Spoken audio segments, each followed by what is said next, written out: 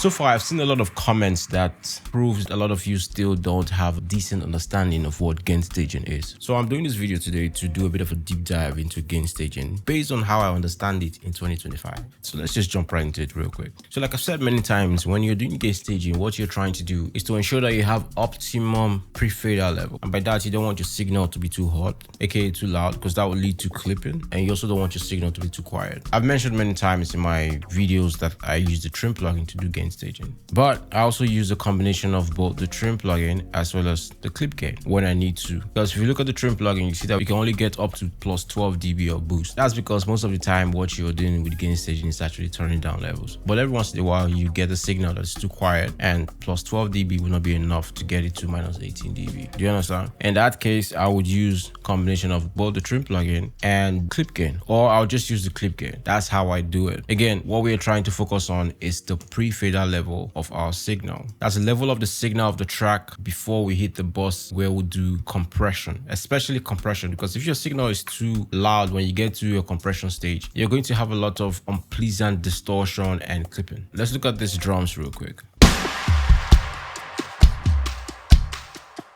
Okay. I've chosen to make this video with live drum kit because sometimes you do more than just using the trim plugin and an EQ on your tracks. Each of these plugin will affect the signal as you go down the signal chain. Let's focus on this floor tom, and I'm going to bypass all the plugins that I have on here except the silencer. Actually, let's leave the silencer. Now when I play the song, you can see that the tom is so loud and we are picking at minus 11.2 dB. That's obviously too loud. We want the signal to be anywhere between minus 18 to minus 15 dB. And if we have the pre-fader levels of all the track in our mix section to be on that optimum level to start with, we are going to have a very clean mix at the end of the day. So the first thing that I'm doing here is using the trim plugin. So that's minus 18.9. Typically, I will make sure I don't go below minus 18. So let's add maybe like 1 dB. So minus 7. We are still below minus 18. So let's add another 1 dB. Cool. Minus 17.2. That's solid. Because this is a live drum mix, we want to do some other things to it before we hit the drum bus, right? So I'm going to add the EQ. And we do have some EQ moves here to shape the tone of the tom. EQs might add gain or take away gain from your signal. In this case, let's see what this is doing. As you can see, the EQ has clearly reduced our pre-fader level to minus 22 dB. Again, we want to make sure we are retaining our optimum pre-fader level, which we've set for this tom, which in this case will be minus 17.2, right? That's why every plugin has an output knob for gain staging, essentially. So in this case, we're going to turn the output up to make up for the gain that we've lost. Is it like 4?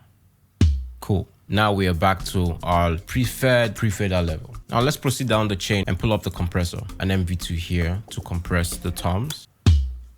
You can see this compressor has taken up our pre-fader level to minus 16.7. If you look at the output of the compressor, you can see that I set the output to match my preferred gain staging level from the start. But let's assume we want to maintain that minus 17.2 dB. We're just going to take this down by, I don't know, let's say 8.8. 5 then. So far so good. We are maintaining our pre-fader level, the set pre-fader level that we prefer to use. Again, you can stay anywhere between minus 18 to minus 15. You have a great sound, you have a clean sound, you have a sound that would not distort or clip when you get to your drum bus, as well as the rest of your mastering and all of that. Okay, let's proceed down the chain. Next thing we have on this floor tom is the BX saturator.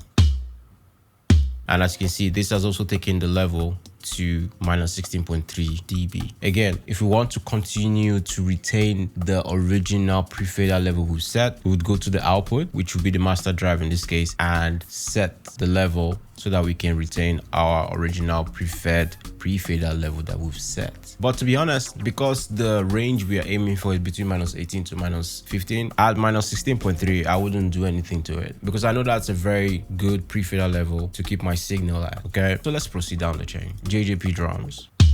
And this is clearly taking our signal to minus 14.9. In this case, we're going to have to bring this down. Let me just give it one more here. But as you can see, regardless of everything we've done to the signal, we are keeping the pre-fader level at a very decent pre-fader level, so that when we get to the drum bus, we're not going to have unwanted distortion. That's the whole point of doing this. But there's one more thing you must notice, right? Regardless of all the gain staging we've done to keep our gain at the optimum level that we prefer, we still have to balance the sound in relation to the rest of the music based on how we want it to sound. For example, this is like the drum mix.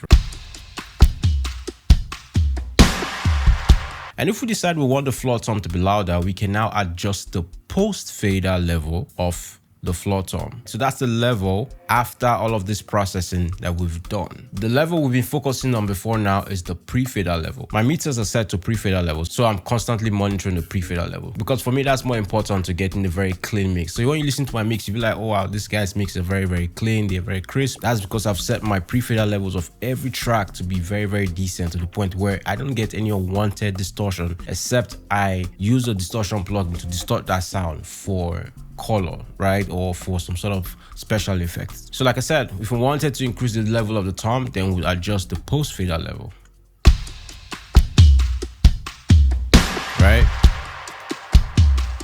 And as you can see, that's what I've done for all the tracks in this mix session. So the first thing I'm doing is setting my pre-fader level, regardless of what processing I do to the signal, and then use the post fader to balance the mix in general. Setting the pre-fader level is going to ensure that when I get to my compression in the drum bus, we are going to have a very clean sound. And you can imagine for a song like this that have a lot of tracks, having your signals on each track at a very good pre-fader level, will help your mix, as against if every track was clipping because you did not adjust the pre-fader level. I'm going to leave a link here on how to do gain staging in Logic Pro and FL Studio. But you see, this ideology applies to whatever DAW that you are using if you work like this, if you mix into any sort of bus compression essentially. And for FL Studio, because you don't have a trim plugin or a gain plugin like Logic, you would use your channel rack level. The channel rack volume is basically your trim, and then you can use that to set your first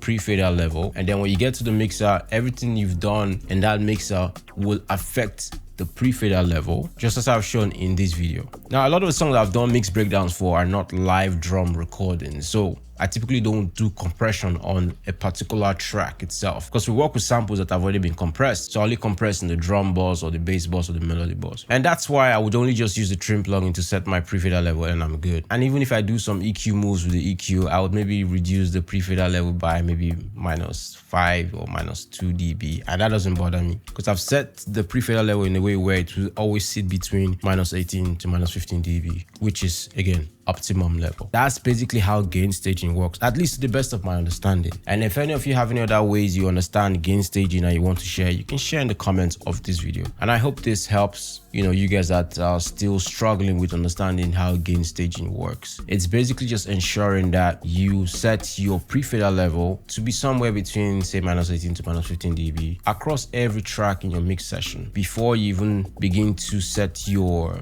post fader levels, which is the normal balancing each track based on your tastes. So I just wanted to come in here real quick and make this quick video and hopefully explain gain staging to the best of my knowledge in 2025. We don't know what I'll learn tomorrow. So if you got something from this, make sure you leave me a like and subscribe to the channel if you've not. And if you'd like to book my services for mixing and mastering, I'm going to leave a link below to the engineers page, or you can hit me up on Instagram at BenMacaulayDB. And if you'd like to buy my vocal preset, my mastering preset, and my custom mixing and mastering template, I'm going to leave a link below to my store as well so you can check it out. All right. So yeah, man, that's going to be for now. I shall see you on the next one. Ben Macaulay out.